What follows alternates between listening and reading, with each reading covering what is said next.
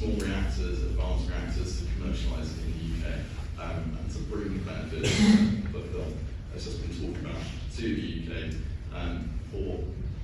to support the energy security, the climate objectives, the economic prosperity objectives that are close to the heart of any government in the UK. My next slide, UK civil nuclear future, and starting with a very historic photo. Just to comment on that, I know that many people in the room will already know what that photo is. It's the Queen, the late Queen, opening Cornwall, our first civil nuclear power station in 1950. We can see when I was going to give me the 56. But it was the first commercial civil nuclear power plant in the world. It was the start of that as a civil and nuclear industry providing electricity in the UK and right around the world.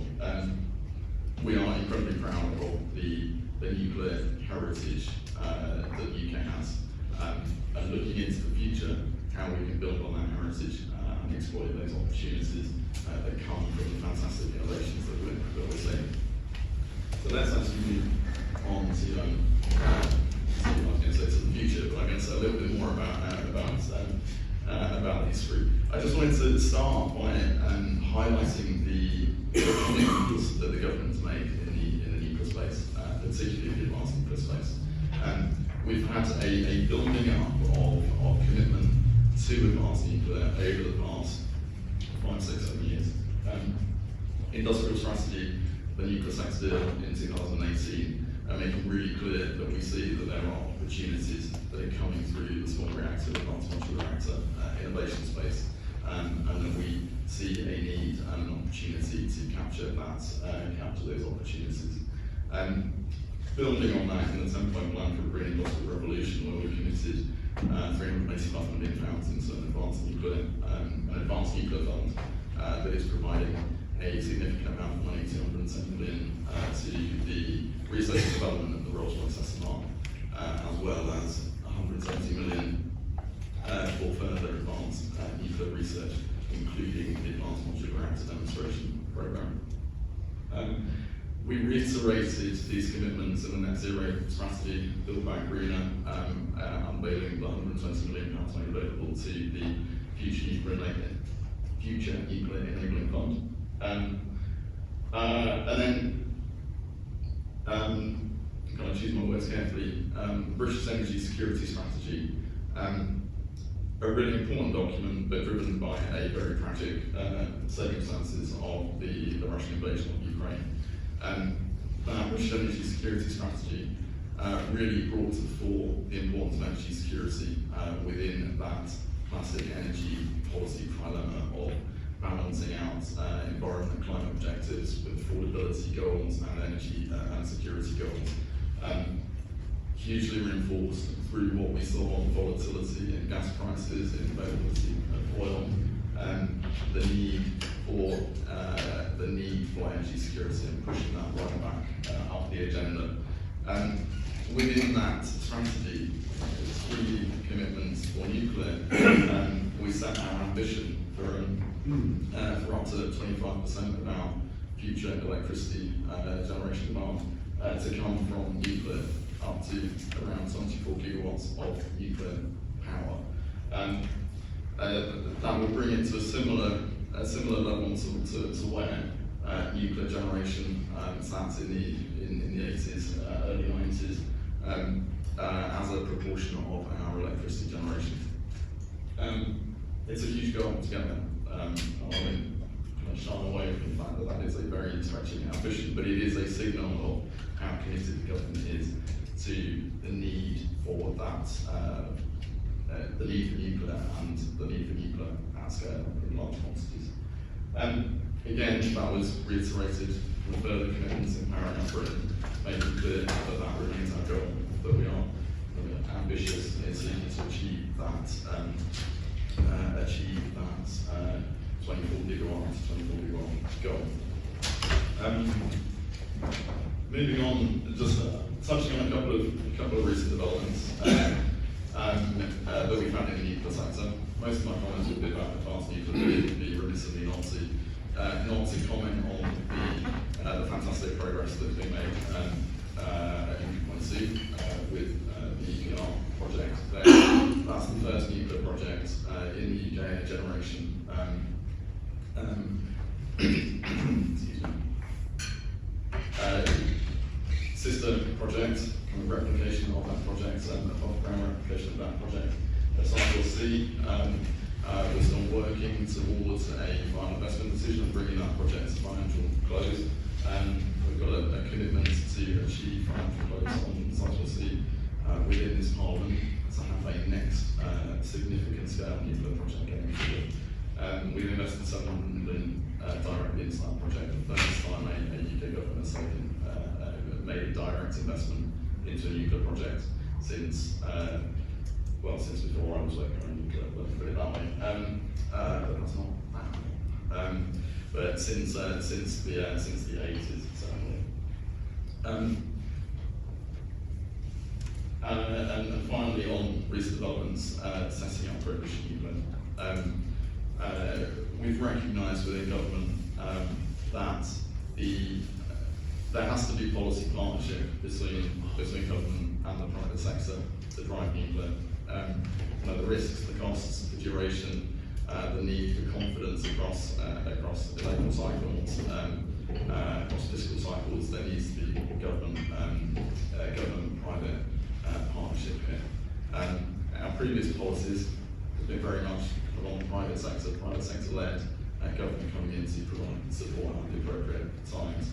Great British Nuclear is a change to that. We're recognising that there needs to be a strong delivery entity on the government side that can provide that enabling support to projects. First mission at Great British Nuclear, I know we've got Brian Robinson, who's going to be talking about GBN specifically after me, so I won't get into lots of detail. But the first mission of GBN is to identify SMRs that can be delivered to final investment decision by the end of the decade, 2029 at the latest. Been through a site selection process, and we've done a first down selection to identify the potential technologies in that. A really important initiative for us to drive that opportunity with SMRs.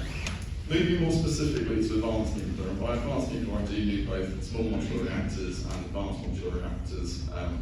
For those particularly international audiences that maybe don't hear advanced modular reactors very often, what we mean by that is the reactors that are using the generation technology. Advanced reactors, the metal-filled reactors, the multi-salt reactors. Whereas SMRs, we mean the smaller versions of light water-cooled reactors. But why is it the government is at all interested in advanced nuclear? So there are many reasons. Phil touched on some of them to start with, but I wanted to draw out a handful of them. We really see the modular concept in advanced reactors as an opportunity to drive economic viability of nuclear deployment. Bringing down the cost, bringing down the absolute cost of a nuclear project, putting more of the fabrication into factories, into controlled delivery environments, taking schedule risk, taking weather risk out of nuclear projects. Fantastic opportunity to make nuclear a lower risk, more highly controlled delivery environment, making it much more attractive to investors, having confidence that projects will be on time, on budget, easy to replicate, quicker. This is yet to be proven. I know there will be people in the industry, so we can do this now, and I'm not challenging the fact that you can do this now, but it is yet to be proven because we haven't yet built in the UK or elsewhere truly modular nuclear power projects. It will happen, and the government is committed that it will happen, but it means there is still first of a kind risk that needs to be taken off the table. That's a key function that we think that GBN can help with as a government policy. There's opportunity to bring back to the UK our capability for reactor design and development. Having that expertise in the UK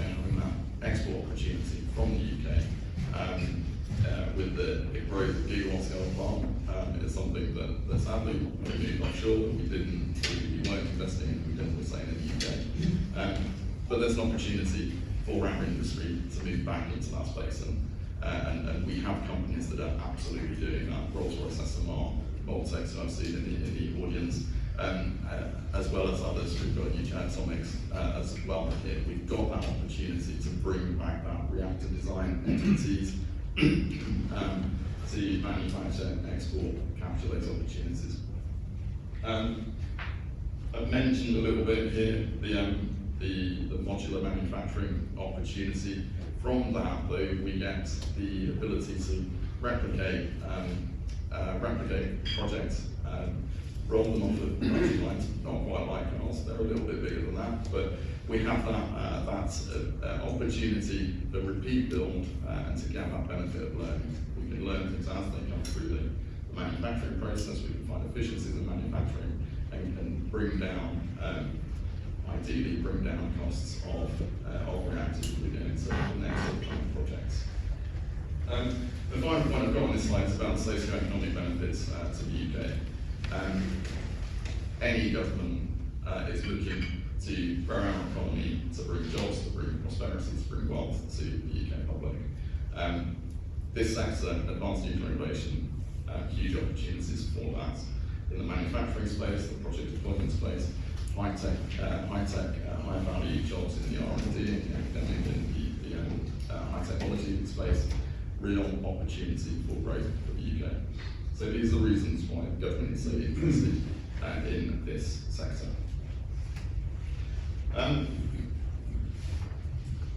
Slight segue from that into why is it that people outside government should be interested in this? And it's about use cases. There's a real opportunity with advanced nuclear to use nuclear for different things to the traditional large power plants providing baseload power. Large power plants with baseload power still very important to the stability of the grid, but there's new opportunities that we get with smaller reactors and with advanced reactors.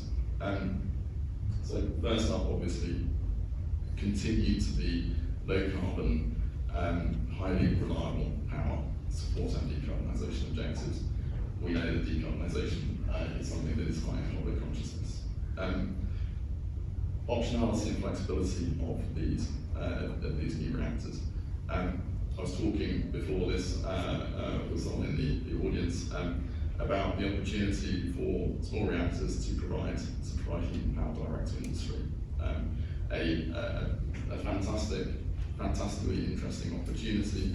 How do we provide low carbon heat and power into industry that needs dedicated, highly reliable, highly secure, and potentially kind of high volume heat and power requirements. And other uses here, there are fantastic ideas about how to use civil nuclear for maritime propulsion, which is one of those sectors that is. That is one of the challenging sectors to decarbonise. There are few alternative options. There's opportunities with transportable reactors. But we will say on some of these, the government also has a priority interest in the safety, the security, the safeguards that come with nuclear, and there are risks and threats in here, and they need to be balanced, and we need to understand them. Brilliant opportunities we need to look at responsibly. Final point is one that I am not a technical person.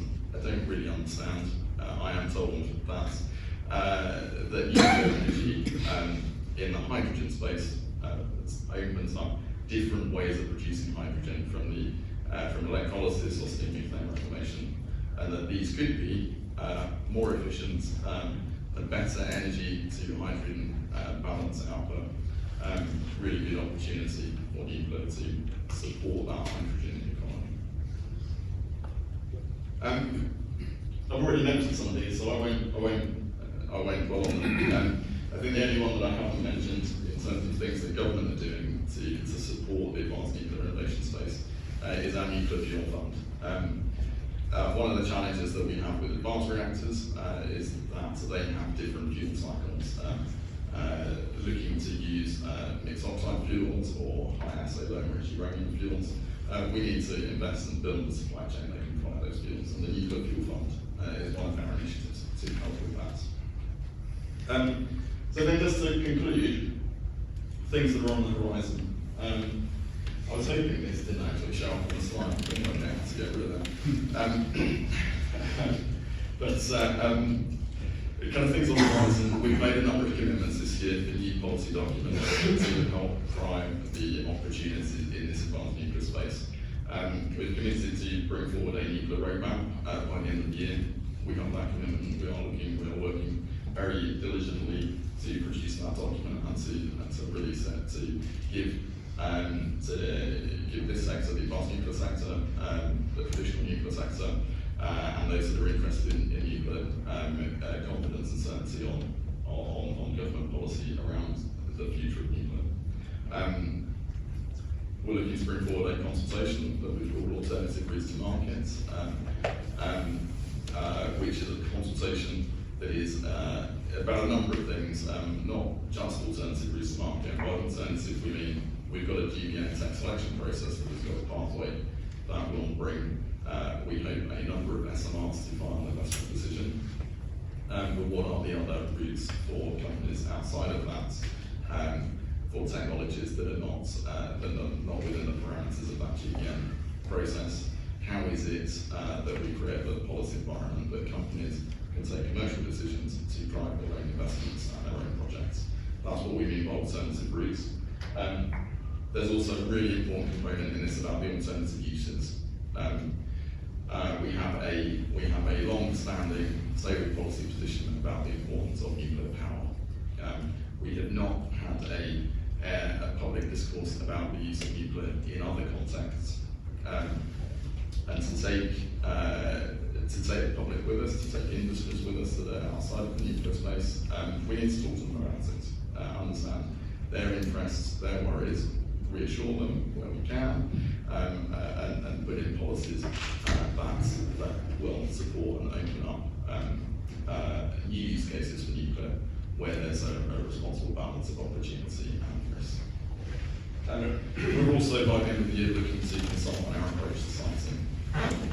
We know that for nuclear projects to move forward, they've got to be somewhere. And that not going to dwell on precisely what we're looking at in that, but we do know that is a critical issue. We're really important consultation on that as a first step into bringing forward a new national policy statement on nuclear projects. And that's the last of my slides, so I'm going to stop there, and I'm hoping I'm roughly at time. Fine.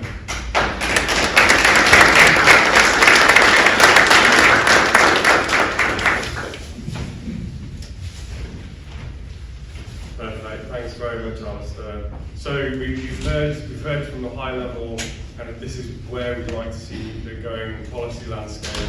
And of course, one of the really important vehicles to enabling that to happen is Great Leap Nuclear, which after several announcements has launched, and we have that organisation developing now with the competitions ongoing. So I'm delighted to introduce Brian Robinson, who's Technical Director with GBN. He's going to provide us with an update today. Brian, over to you.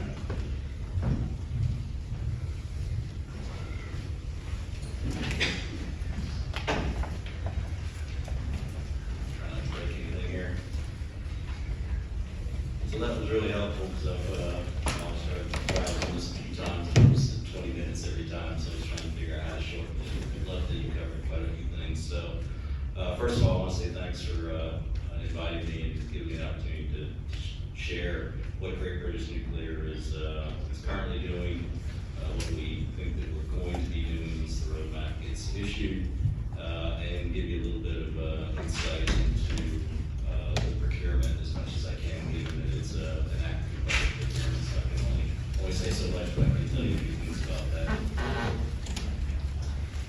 Let's see here. So as Alistair mentioned, the steer to Great British Nuclear is pretty clear. The 24 gigawatts by 2050 generated from nuclear.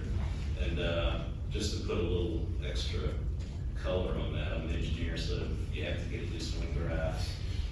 So here's my one graph in the presentation. So just to put a little more color on the scale of the challenge, we did start building nuclear generating facilities in the mid-50s and pretty successfully had 19 of them online. 4 of them came offline, but then we had Hinkley B come online and help us put us in a really good position. You know, a little over a quarter of our generating capacity came from nuclear. Since then, the 10 more have come offline, and 4 of the 5 remaining are scheduled to come offline by 2028. So that gives you a sense of building back up to 24 gigawatts. It's a pretty substantial challenge for us. There's quite a lot to get on the grid. So where does Great British Nuclear think they can add value? And starting with creating certainty in the market. Since the 80s, quite honestly, new nuclear build projects have struggled to deliver on time, within budget, and in many cases to actually complete construction at all and go into commercial operation. And this has made attracting private investment quite difficult. And we do have, as Alistair mentioned, we do have Hinkley C, and we've got Sizewell C, but those two alone don't make up very much of that 24 gigawatts that we're going to need.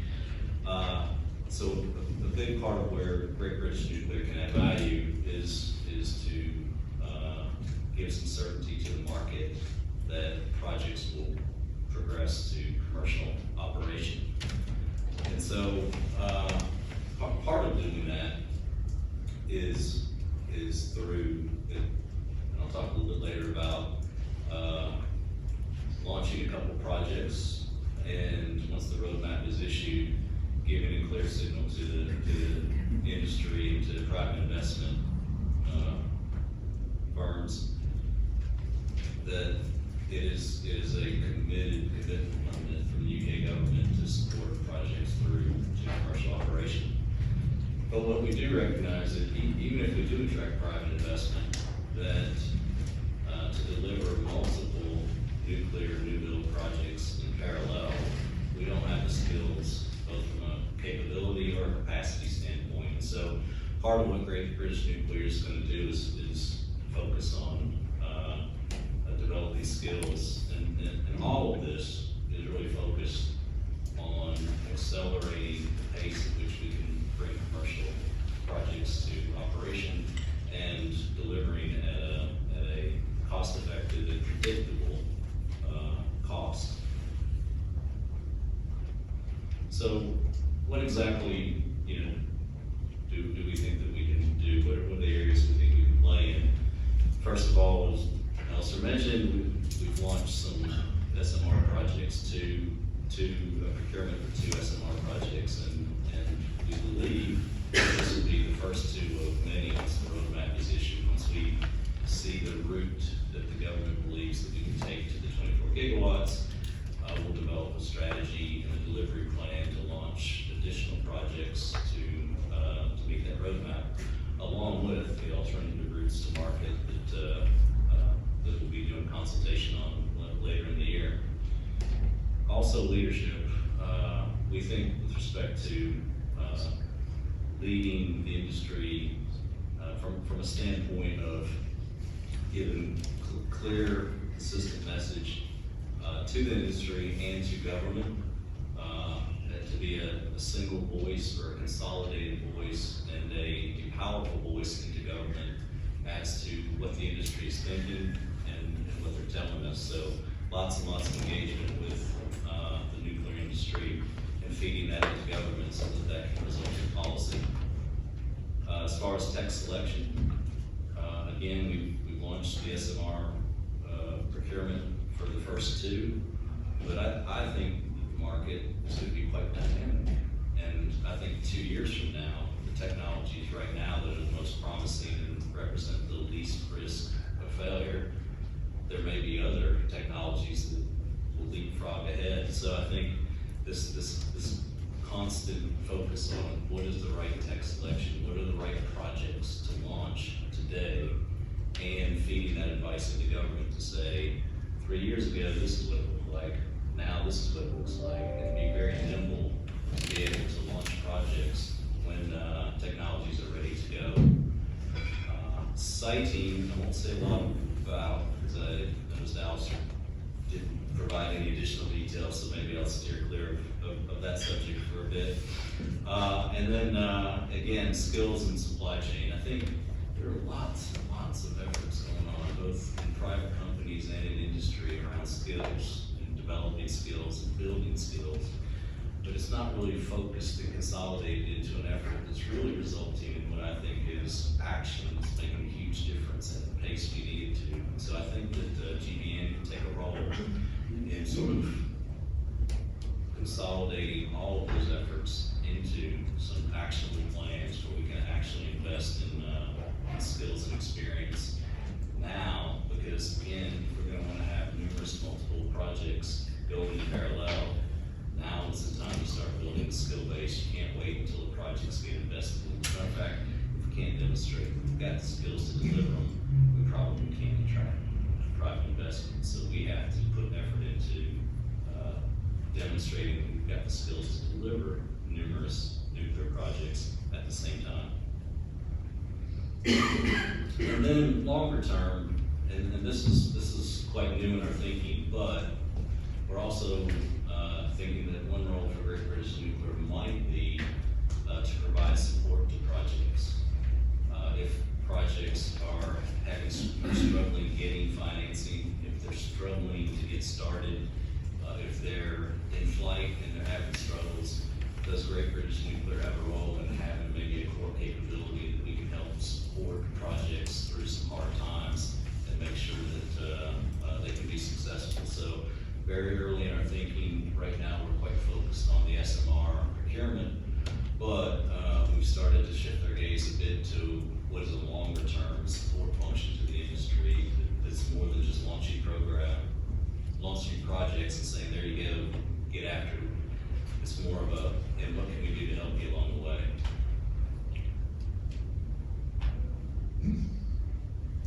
So Alistair, you did a great job of talking about why SMR, so I won't go through that again. But I will tell you sort of what the timeline that we're on. So we did launch a consultation in April. We did go out and start the procurement in July, and actually we have completed a down selection to already for 6 of the vendors. So there were quite a few vendors in the initial invite. We've down selected to 6, and these are the 6 on our website, so it's not anything that's sensitive information. These are the 6 that are currently in the competition. And right now we're on track to issue an invitation to submit to these 6 by the end of the year with the intention of issuing contracts by summer of next year, which is quite aggressive.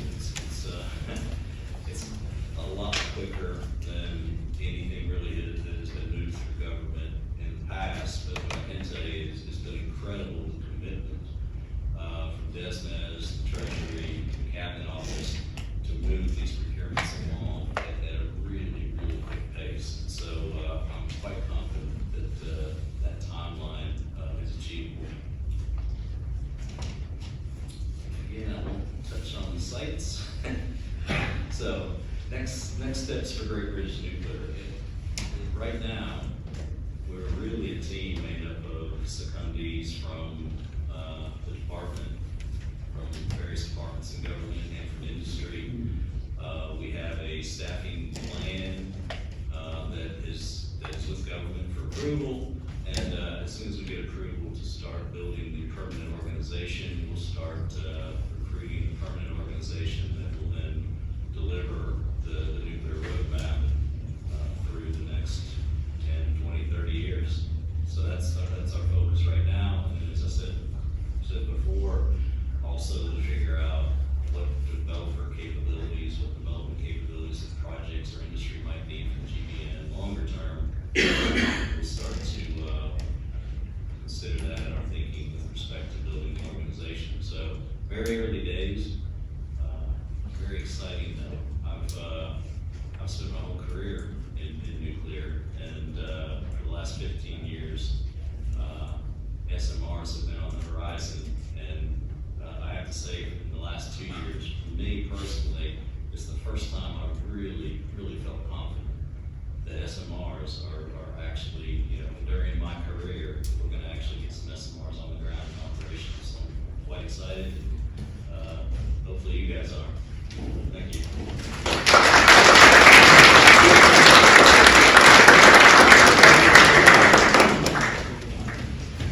Right, thank you very much, Brian. I'm sure there's going to be some interesting, exciting questions coming your way shortly, so be ready for those. So we're moving now into the presentations by a number of developer organisations, like vendor organisations. So I think David Landon is here, and delighted that he can be presenting on Moltex Flex, one of the UK reactor technologies, looking to deploy anything. So David, over to you. Well, just trying this out. Good morning, everybody. Good to see you. Sorry first, you might notice I've seemed to burst a blood vessel in my eye this morning, so you can't imagine anything worse than that. Get out of bed, get the early train, and find you managed to pop a small blood vessel. I smell over there to see Mike there, because last time Mike, the jury from UK Atomics, was at a conference. I know you'd been stung by a bee by cycling or something like that, so something about ant technology developers. Anyway, as I say, I'm CEO of Moltex Flex. I mean, it's many familiar faces in the room and some new ones. We're one of the advanced nuclear technology developers working with molten salt. I'm not here to talk about the technology. I'm really happy to talk over coffee. If anybody wants to ask me any more questions, I love talking about the technology, so please come and talk to me, but that's not what I'm here about. I'm really here more to talk about, in order for these technologies to, well, the benefits they can bring, which builds on a lot of what Alistair was saying really, so just our perspective on that, and the sort of things we need to allow those benefits to come to fruition. And perhaps our hopes for some of the roadmaps and the consultations and some of the questions we have. So hopefully I'll try and cover that in my 15 minutes or so.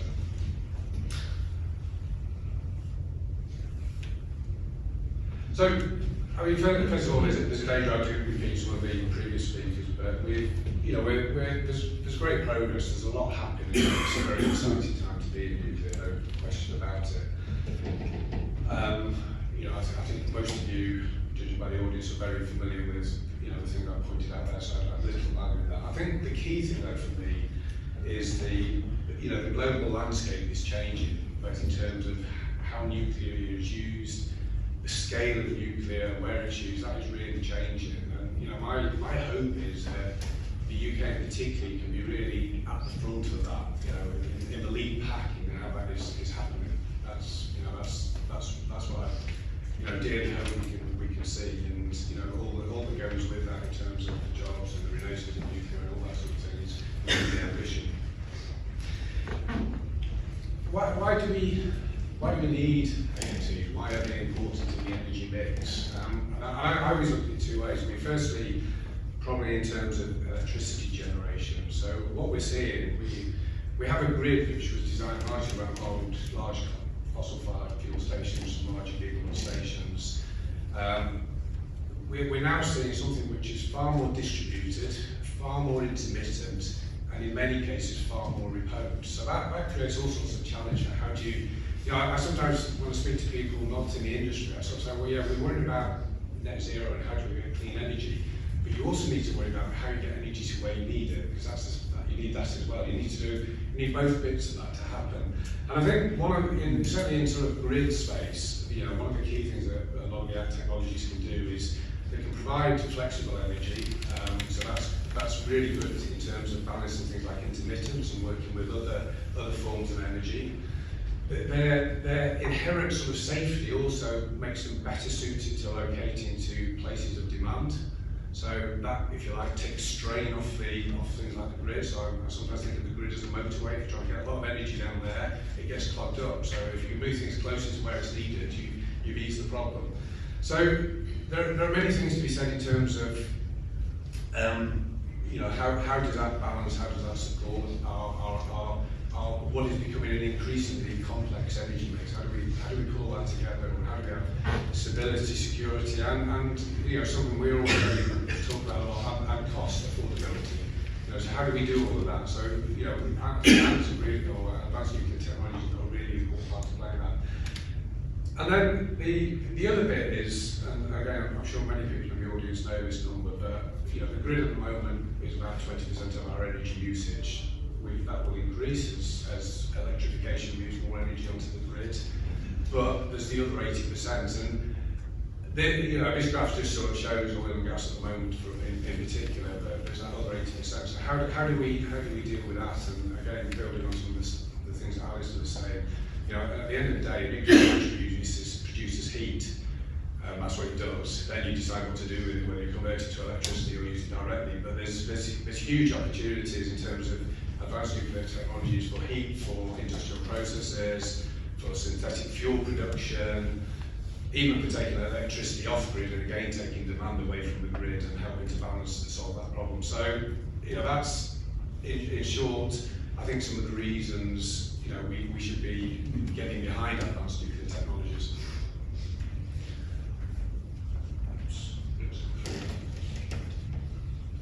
So, some of the points I'm making, I'm offering a perspective, from Moltex point of view, and hopefully some of my other colleagues in advanced nuclear technologies. But in many cases, this technology can be privately financed, both the development of the technology and the projects that then roll it out can be privately financed. But to get that finance in place, the right signals need to be there, the right environment needs to be there, and then hopefully all things work together and pull together. So, and I think, it sounds very highfalutin words, but there is a generational benefit to be had here in providing energy security, and I sometimes industrial competitiveness. I mean, a lot of industry, most of the industry relies on energy, so energy security, cost of energy really matters. For us to have a positive GDP, we need strong industry, and that needs good supply of energy.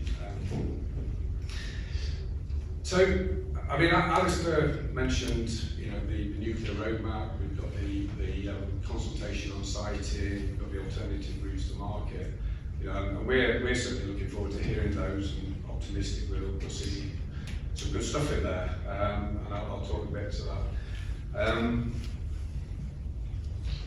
Some of the things we'll need to see is more clarity on siting and how we get to sites, how we get regulatory access, how the capability to deliver this technology will be grown through things like Great British Nuclear. So, put it in the wrong direction, but how we do that, because it's no good just us having the technology. The other stuff needs to be around us to allow that to happen.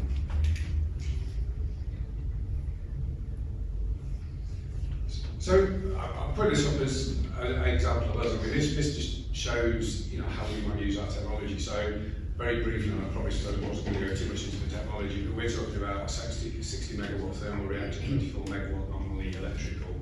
You can build that singly or in arrays, as I said at the start. A nuclear reactor produces heat firstly. So great opportunities. Much of industry is reliant on heat below 700 degrees, which is in our case, and many other technologies, the sort of temperatures we're talking about. So you've got a direct heat source that can be used. But even then, as a baseload heat, which can be topped up by other means, e.g. electricity. So you've got heat for industry, but then when we look at the sort of grid, many options. Yes, there's baseload, but there's already strong players in that region. I think some of the more interesting ones are probably things like seasonal demand. I mean, wherever you look in the world, in this country, it's hot in the summer, cold in the winter, so we tend to need more energy in the winter. Go to the Middle East, it's hot in the summer, you tend to need more energy for it. So wherever you look, there tends to be a seasonal demand. So how do you manage that? And many of these technologies are, economically viable on a sort of a seasonal basis. But then equally well, there's peak demand. I mean, much as we will try and manage demand on the network and try and smooth it out, there are still, I feel, going to be peaks in that. So, a lot of these technologies are better suited to flexing the demand and providing peak load energy. So, as I say, this just shows, the role I feel advanced nuclear technologies need to be taken and why we should be supporting them. If I look at policy and framework and what will enable that, the grey bars at the bottom really show our sort of timeline, and to be honest, it's probably not dissimilar from a lot of others. Some will have earlier dates, some slightly later dates. But we're looking to have technology demonstrated by about 32, and then go into mass rollout beyond that. And so that's the ambition we've got. That's what we believe can be achieved. The question is, what do we need around that? That's very much the grey boxes up here. So, I'll just pick on a few of those. Really. Regulatory processes. I mean, one of the reasons we like the UK and many others do, we have a regulator which is ideally suited to regulating an advanced nuclear technology and approach. There's a huge amount going for it. We've got processes, be it a GDA if you want to do a technology license, or a site license if you want to go straight to site. So the processes are there to get things licensed. I think the thing we need though, to do all that, the term I'm using, we need to be match fit. So that means there needs to be engagement, so we can both understand the challenges, as I say, get match fit for deploying these technologies, and that needs to be started now. So one of our hopes as we look towards these consultation roadmaps is these opportunities for earlier engagement. Second thing is siting. We're talking about not just a conventional nuclear sites. Where do we site these things? Alistair mentioned the siting thing. I mean, our view of this and our advice is that the current policy, EN1, doesn't really preclude putting nuclear in a lot of sites around this country. Not just the conventional nuclear sites, it doesn't preclude it. EN6, which is the next one down, gives them de-risk certain sites for nuclear, but it doesn't say they're the only sites, all the ones that should be developed first. So, but it does give some really good guidance on criteria that will be used in assessing whether a site is suitable or not.